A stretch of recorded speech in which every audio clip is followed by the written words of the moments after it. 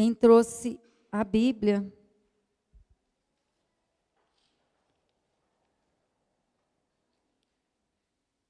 eu convido você a abrir no livro de Isaías 58, a partir do versículo 1. O verdadeiro jejum. Clama em alta voz, sem constrangimento.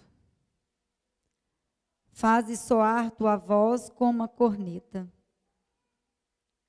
Denuncie o meu povo suas faltas e a casa de Jacó seus pecados. Sem dúvida, eles me procuram dia após dia. Desejo conhecer o comportamento que me agrada, como uma nação que houvesse sempre praticado a justiça, sem abandonar a lei de Deus. Informam-se junto a mim sobre as exigências da justiça. Desejam a presença de Deus. De que serve jejuar, se com isso não vos importais? E mortificai-vos, se isso não prestais atenção? É que no dia de vosso jejum, só cuidais de vossos negócios e oprimis todos os vossos operários. Passais vosso jejum em disputas e alterações, ferindo com um punho o pobre. Não é jejuando assim que fareis chegar lá em cima a vossa voz. O jejum que me agrada, porventura consiste em um homem mortificar-se por um dia, curvar a cabeça como um junco, deitar sobre o saco e a cinza? Podeis chamar isso um jejum, um dia agradável ao Senhor? Sabeis qual é o jejum que aprecio? Diz o Senhor Deus. É romper as cadeias injustas, desatar-se as cordas do jugo, mandar embora livre os oprimidos e quebrar toda espécie de jugo. É repartir seu alimento com o esfameado, dar abrigo aos infelizes sem asilo, vestir os maltrapilhos, em lugar de desviar-se de seu semelhante. Então, tua luz surgirá como a aurora, e tuas feridas não tardarão a cicatrizar-se. Tua justiça caminhará diante de ti, e a glória do Senhor seguirá na tua retaguarda. Então, as tuas invocações, o Senhor responderá, e a teus gritos dirá: eis-me aqui. Palavra do Senhor.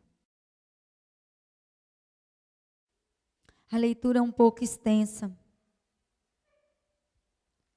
mas só para a gente sintetizar. Nós estamos iniciando a quaresma. Foi com a quarta-feira de cinzas. E aí nós agora vamos caminhar 40 dias num momento muito especial dentro da igreja. Porque é um caminho que vai, se nós quisermos, se nós vivermos como verdadeiros cristãos,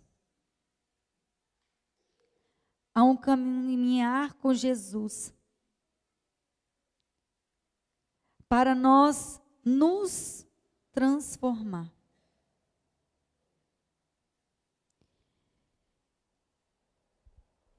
Eu não sei de você, eu vou falar por mim, que eu me conheço.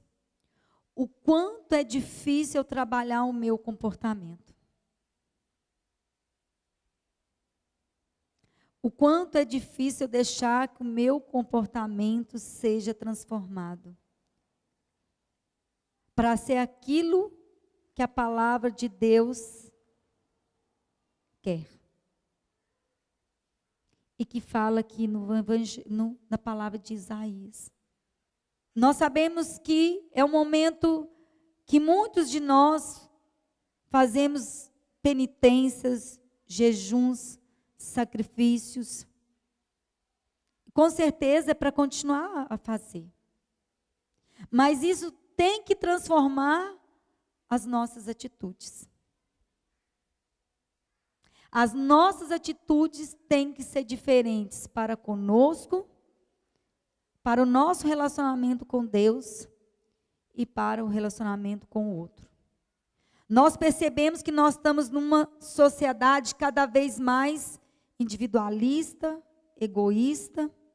Mas por quê? Porque a gente não olha o outro com o olhar de Jesus. Eu não vejo o outro como Jesus.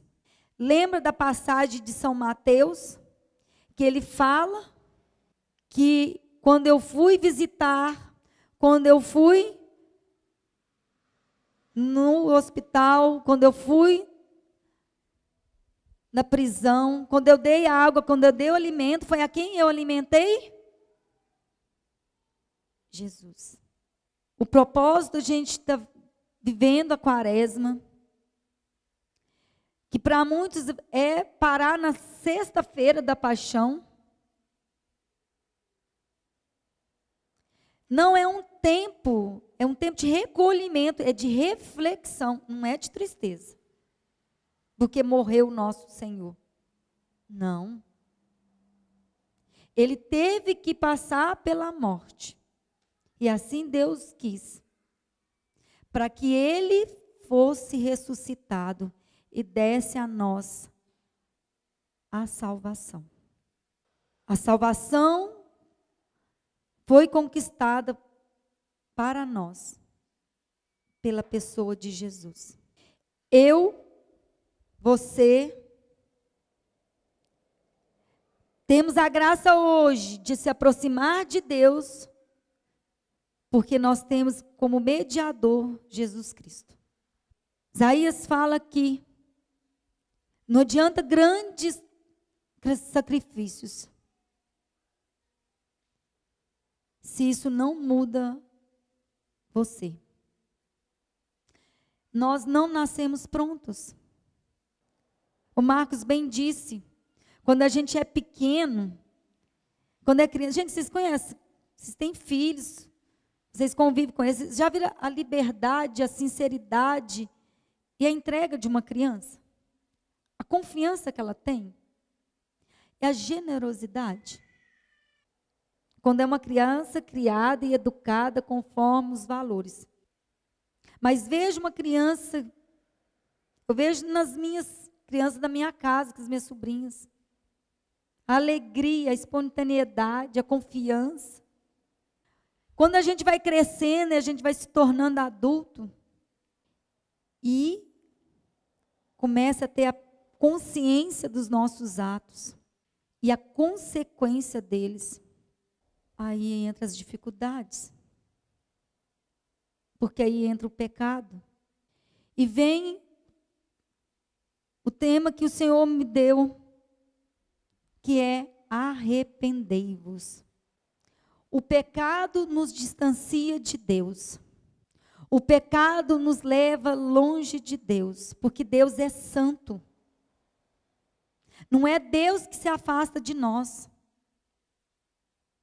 É nós com o nosso pecado que nos leva longe de Deus. E nós, longe de Deus, viramos piores do que animais.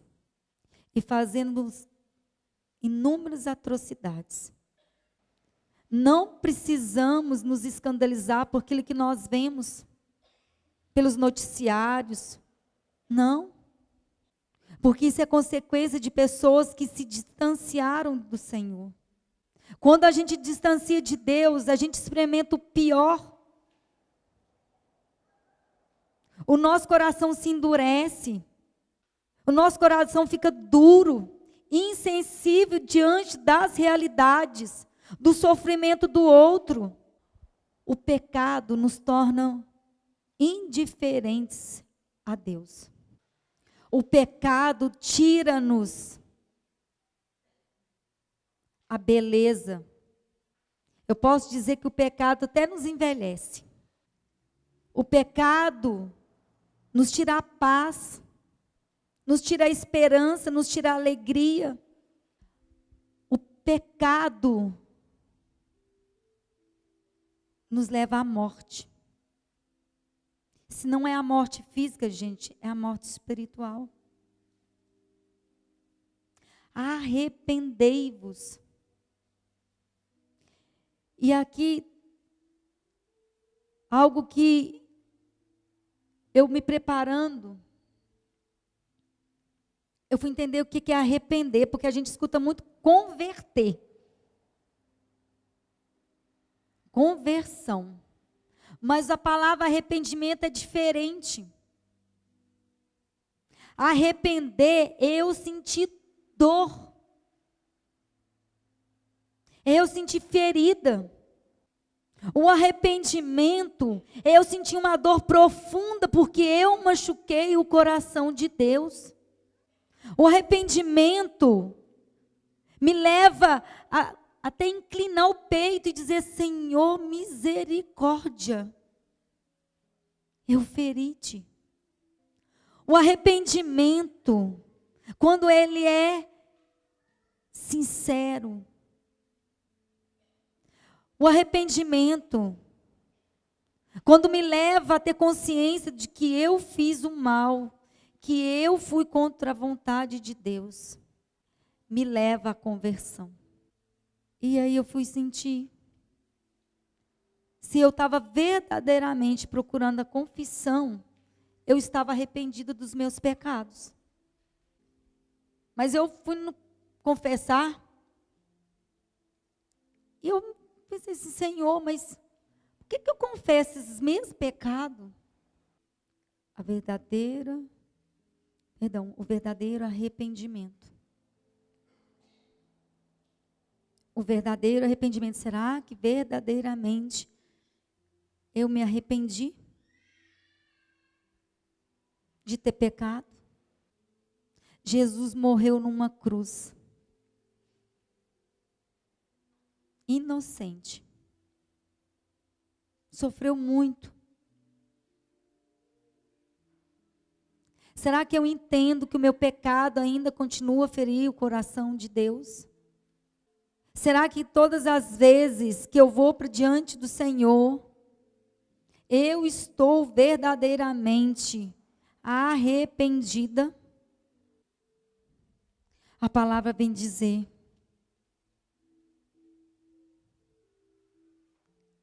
então a tua luz surgirá como a aurora. E que é para você trazer mais aqui, tua luz. Já viu o nascer do sol? Quando o sol vai nascendo e vai dissipando as trevas, olha a força da luz do sol. É assim que Deus está prometendo para nós, se nós formos verdadeiros com o Senhor. Então tua luz surgirá como a aurora e tuas feridas não tardarão a cicatrizar-se. Seja ferida no físico ou da alma. Você está com uma ferida física? Você está com uma ferida na alma? Ele está dizendo que elas não tardarão a cicatrizar-se. Tua justiça caminhará diante de ti. Você foi injustiçado? Você traz no coração um sentimento de injustiça que cometeram contra você? O Senhor está dizendo que a justiça dele vai caminhar diante de ti. E mais. E a glória do Senhor seguirá na tua retaguarda. A glória do Senhor. O poder de Deus me seguirá na retaguarda. Então ele está me protegendo. Você tem medo? Quais são os seus medos? O Senhor está dizendo aqui que Ele vai seguir na retaguarda te protegendo. E mais. Então as tuas invocações, o Senhor responderá e a teus gritos dirá: eis-me aqui. Gente, isso é uma maravilha. Ele está dizendo: eis, então, as tuas invocações. O que você tem invocado ao Senhor hoje? Quais são as tuas invocações? Quais são os seus gritos que está aí na sua alma? Ele está dizendo que o Senhor responderá a teus gritos e dirá: eis-me aqui. Eis-me aqui. O Senhor está aqui. O Senhor, o Rei da Glória. O nosso Rei. Ele diz que nós precisamos confiar. Porque nós vamos ouvindo tanta notícia negativa, tanta notícia que vai nos minando a nossa esperança. E eu te digo hoje, abandona tudo aquilo que tem tirado a sua confiança em Deus, que tem abalado. Se você não fez um propósito para essa quaresma, se você tem dificuldade de fazer um jejum, se você tem dificuldade de fazer uma penitência, eu faço um convite. Busque o conforto na palavra do Senhor. Porque aqui é palavra dEle.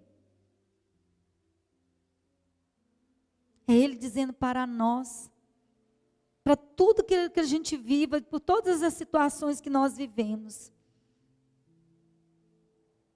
Tira um minutinho. No dia e medite. Tenho certeza. Naquilo que Deus coloca no meu coração.